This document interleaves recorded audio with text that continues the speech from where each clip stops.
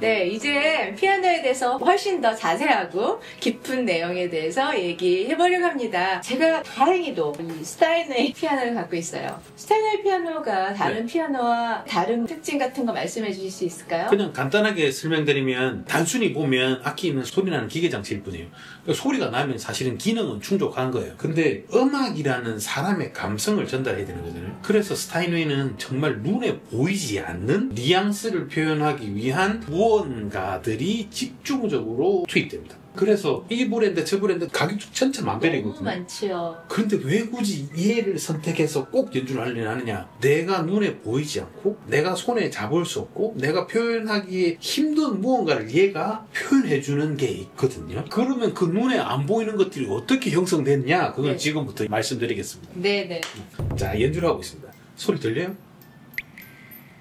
얘가 악기를 만나면 네.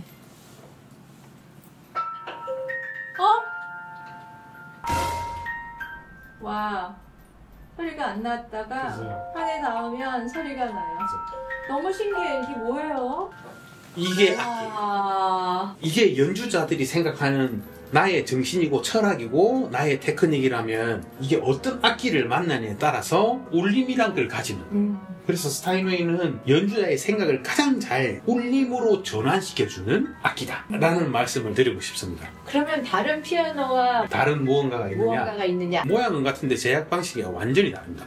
그래요? 일반적으로 다른 악기들은 내용을 만들고 케이스를 갖다 씌우는 형태인 거예요. 이렇게 되면 여기 안에 있어야 될 압력들이 어느 순간 요 케이스 밖으로 빠져나가게 돼 있어요. 근데 스타인웨이는 연주자가 생각하는 이 소리와 울림이 빠져나가지 못하게끔 케이스를 먼저 만들고 거기 안에다 갖다 채우는 거예요. 아, 그렇군요. 그래서 빠져나갈 구멍을 없이 만들어버리는 거예요. 그 소리의 텐션감, 긴장감이 빠져나갈 구멍이 없이 만들어요. 그래서 얘를 만들려면 제작 기간도 훨씬 오래 걸리고 공정도 훨씬 더 까다로워요. 그래서 생산할 수 있는 대수, 시간, 게임이 안 될 정도로 얘가 느려요. 그래서 고가군요. 고가고 그만큼 많은 것들을 담아낼 수 있고 표현할 수 있는 색깔들이 다채롭다고 말할 수 있죠. 피아노가 그냥 큰 소리 나는 것처럼 보이는데 원래 이렇게 큰 소리 안 났거든요. 피아노가 처음에 이름이 뭐냐면은 나는 소리가 이렇게 크게도 나고 작게도 난다? 이게 이름이었어요. 크게도 나고 작게도 나는 게 얼마나 어려웠다라는 걸 반증하는 거고. 원리를 제가 설명드릴게요. 저한테는 돈이 있습니다. 지금은 돈의 구조에 대해서 한번 이야기해 볼게요.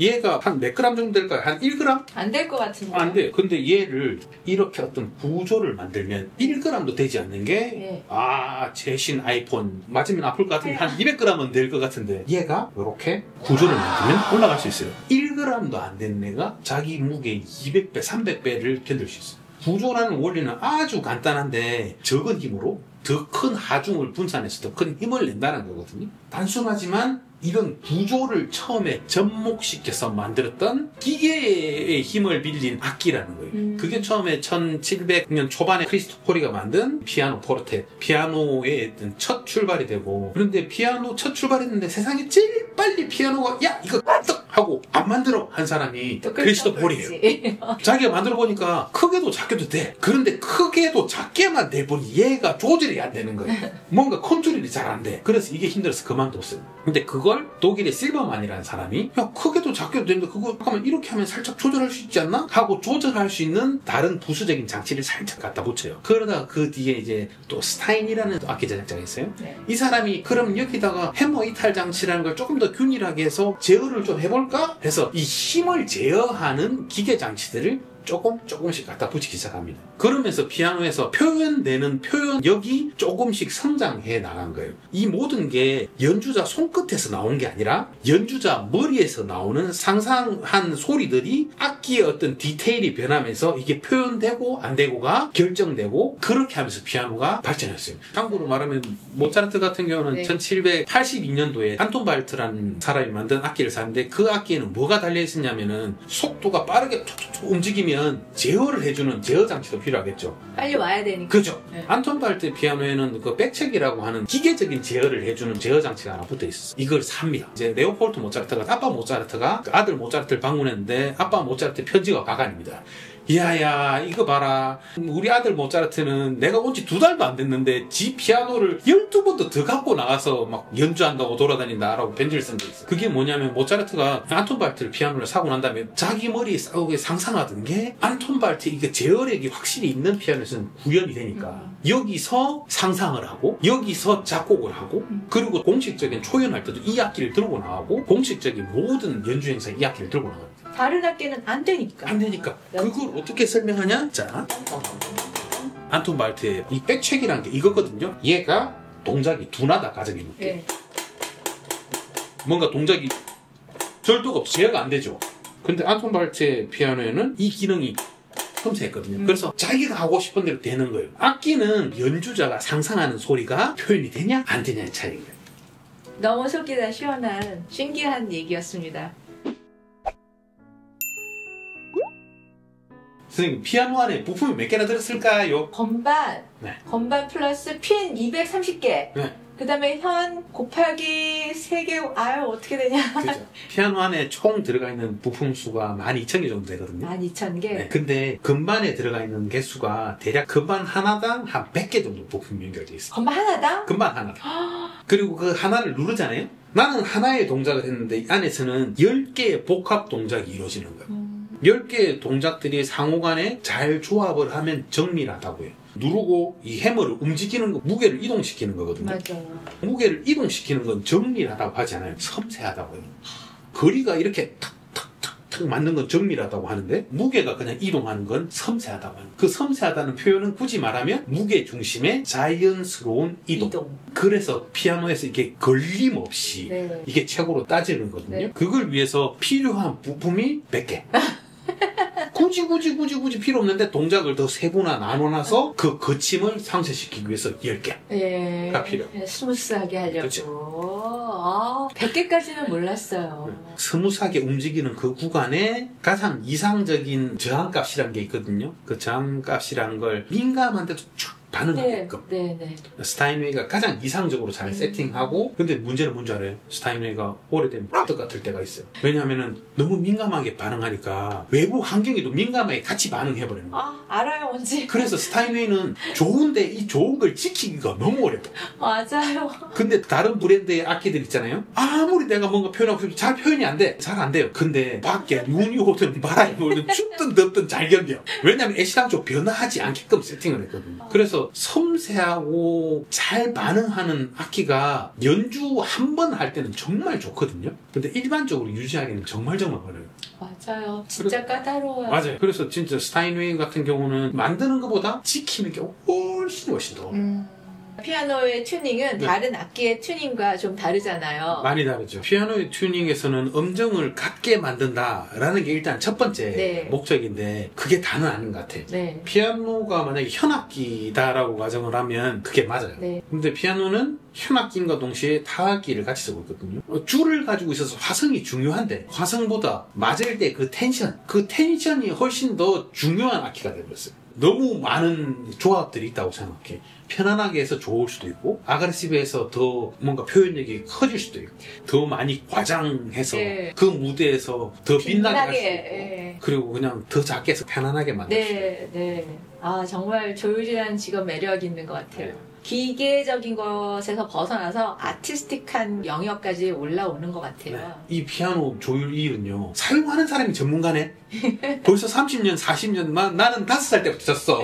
나는 7살 때부터 쳤어. 평생을 쳐왔던 사람이 평생을 했음에도 불구하고 이것만 됐으면 좋겠다라고 생각하는 그 뉘앙스를 내가 받아서 만들어야 되는 거예요. 재밌긴 하지만 이거 정말 머리 아픈 일이에요. 그분이 그 꿈같이 생각하는 마지막 뉘앙스, 결국 이건 잘하고 못하고가 아니라 이야기할 시간이 훨씬 더 많이 필요한 제거인 것 같아요. 그렇죠. 근데 연주할 때는 사실 그럴 시간이 별로 없죠. 없어요. 딱 가보면 벌써 줄 끝나고 세팅 딱 끝났어. 난 그냥 쳐야 돼요. 15분, 20분 만져보고 그냥 연주해야 되는. 그럴 것 같았으면 어저께 오지 그랬쇼. 이런 거 있잖아요. 어저께 정했어야 됐어. 그건. 그러니까요. 당일날 정하니까 문제인 거예요. 그래서 1750년이랑 지금이랑 다를 게 없다고 하셨어요. 맞아요. 1750년도에 그 유명한 일화 중에 바하가 포츠담의 프로이센 왕국에 가서 프리드리히 대왕 앞에서 연주했던 일화가 있거든요. 근데 그 당시까지도 연주자는 모르는 거예요. 악기가 뭐가 있을지. 클라비 코드가 있을지, 하프시 코드가 있을지, 네. 포르테 피아노가 있을지, 네. 네. 타스텐 인스트루멘트, 그냥 건반이 붙어있는 악기가 있다는 것만 알았지 어떤 종류의 악기가 있는지 모르고 가는 거예요. 그러니까 연주자도 두근두근두근 하는 거예요. 근데 지금은 또 그거와 비슷한 상황이에요. 아, 저 무대에 스타인웨이는 없겠지. 그래도 뭐 다른 건 있지 않겠나 갔더니만 더 이상한 게 있어. 어떤 품질의 피아노가 있을지 연주 당일날 가서 볼 수 있습니다. 네. 또 항상 그렇게 두근두근하고 가요. 그래서 연주자의 삶은 1750년대나 지금이나 똑같다고 봐요. 거의 다를 게 없어요. 네, 거의 다를 게 없어요. 그래서 실제 연주장 가잖아요. 대가들은요 훨씬 더 요구가 까다로워요. 이거 조금 때문에 내가 못하겠다 이런 경우 진짜 많다. 왜냐면 그 조금이 연주 디테일을 완성해서는 거의 전부라고 해도 과언이 아닐 정도의 효과를 가져오니까 그 조금에 정말 목숨 걸려요. 근데 그렇게도 물론 해야 되지만 어떤 악기를 만나든 어쩔 거야. 그 무대 위에 나 혼자 있는데. 그래서 어떻게든 해야 돼요. 네. 그래서 악기 탓을 할 수도 없어요. 맞아요. 악기 덕도 봐야 되지만 악기 탓도 할 수 없어요. 아, 우린 너무 힘들어. 그러니까 두 가지를 동시에 해야 되니까 진짜 힘들 것 같아요. 연주자의 딜레마가 그런 데 있지 않을까 생각해요. 네. 피아노에 페달이 있잖아요. 네. 페달은 이제 세 가지. 네. 댐퍼 페달, 솔스토노토 페달, 그다음에 소프트 페달이 이렇게 있는데 네 개가 있는 피아노도 있었다면서요? 네. 4개뿐만이 아니라 예전에 보면 페달을 10개도 붙인 것도 있고요. 오르간이에요? 왜냐하면 연주자들이 생각이 많아서 아, 정말? 이런 소리도 얻고 싶고 저런 소리도 얻고 싶은 거예요. 아. 그래서 그 페달을 가지고 네. 그런 소리의 변화를 만들어냈거든요. 근데 문제는 관리가 안 돼. 그게 처음에야 작동을 했겠지. 나중 되면 그게 오히려 방해가 돼요. 그래서 그 다음부터는 다 빼기 시작합니다. 심플하게 최고다. 그래서 하나는 페달을 밟으면 계속 댐퍼가 열려있어서 소리가 지속되게 만드는 것. 댐퍼 페달. 그리고 또 하나는 특정음만 계속 지속되게 만드는 페달. 네. 그리고 마지막 하나. 이 친구가 가장 어렵고 난해한 애예요. 우나코다. 네. 그냥 시프트 페달. 얘는 누르면 소리가 살짝 작아지고 소리 질감이 살짝 부드러워지는 페달이 있거든요. 이건 어떤 원리냐면은 정확히 맞아야 될 곳을 정확히 맞지 않게 해서 나오는 네. 거거든요. 정확하게 딱 맞아서 딱 100%의 소리가 나와야 되는데 얘를 일부러 비틀리게 맞게 하는 거예요. 그래서 실제 기능의 한 70%, 60%만 쓰게끔. 그래서 이 기능은 그 평균값을 얻어내기가 가장 어려운 페달이긴 해요. 그런 것 같아요. 네. 그래서 저희도 소프트 페달 쳐보고 이게 너무 음색이 확 차이가 나면 안 쓰고 네. 손으로 음색을 조절하거든요. 근데 어떤 피아노는 소프트 페달을 눌러도 살짝만 변해요. 그러면 아주 좋죠. 네. 마이스터 이세호가 생각하는 가장 좋은 소리란? 제가 생각하는 가장 좋은 소리는 어두운데 빛나는 소리예요. 둥켈하이트. 어두운데 그 어두움 안에 따뜻함이 있고 밝음이 같이 있는 거예요. 마치 광이 나는 까만색처럼. 그게 이제 보통 그 독일에서 이제 낭만 음악에 대한 어떤 피아노를 이야기할 때 그 키워드를 젠주크라고 하거든요. 그리움, 아련함, 이걸 말해요. 어두운데 아련한 이 느낌의 소리가 피아노로 날 때가 저는 가장 행복합니다. 알겠습니다. 여러 가지 이런저런 얘기 이렇게 마이스터님을 모시고 나눠봤는데요. 어떠셨어요? 저도 즐거웠습니다. 두서없이 말했는데 마음 놓고 편안하게 이야기했습니다. 너무 재밌었습니다. 선생님 이렇게 말씀도 잘해주시고 재미있는 말씀 많이 해주셔서 너무 감사합니다. 불러주셔서 감사드립니다. 네, 오늘 이렇게 즐거운 토킹 피아노 시간을 또 가졌습니다. 오늘은 여기서 마무리하고 또 이세호 마이스터님과는 다음 기회에 더 재미난 스토리로 찾아뵙도록 하겠습니다. 네. 또 다음 영상에서 만나요. 안녕. 네, 감사합니다. 네.